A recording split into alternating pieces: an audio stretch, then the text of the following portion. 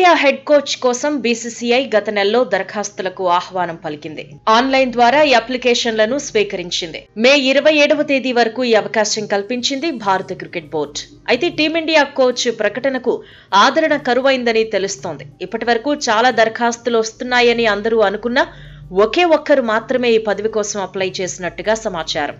BCCI చరిత్రలో ఇప్పటి వరకు ఎప్పుడూ ఇలా జరగలేదు. ప్రతిష్టాత్మక పదవి కోసం ఏ ఒక్కరూ ముందుకు రాకపోవడంతో బీసీసీఐకి అవమానకరమని క్రికెట్ వర్గాలు అభిప్రాయం వ్యక్తం చేస్తున్నాయి.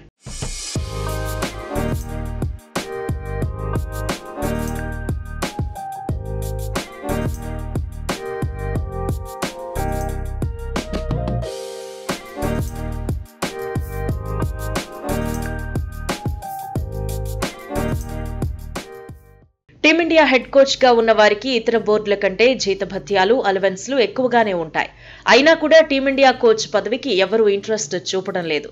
క్రికెట్ దిగ్గజాలు, మాజీ క్రికెటర్లు కూడా దీనికి దూరంగా ఉంటున్నారు అని తెలుస్తోంది. తీవ్ర ఒత్తిడి ఉంటుందనే అభిప్రాయం వ్యక్తం చేస్తున్నారు. మొదటగా టీమిండియా కోచ్ పదవికి వేల దరఖాస్తులు వచ్చాయని వార్తలొచ్చాయి.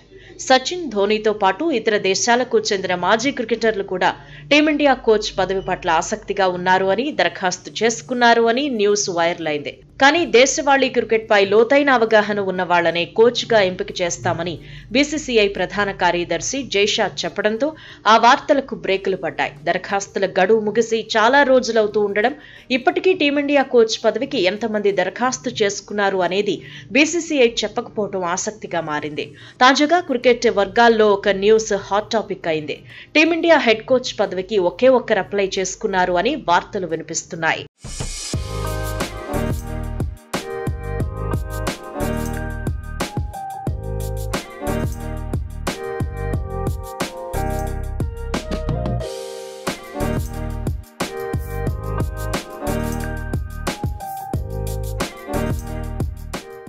కేవలం గౌతమ్ గంభీర్ మాత్రమే కోచ్ పదవికి దరఖాస్తు చేసుకున్నాడు అని తెలుస్తోంది. దాంతో ఆయన ఎంపిక లాంఛనమే అంటున్నారు. క్రికెట్ అడ్వైజరీ కమిటీ ఇంటర్వ్యూ చేసిన తర్వాత టీమిండియా కోచ్ ను ప్రకటించనున్నారు.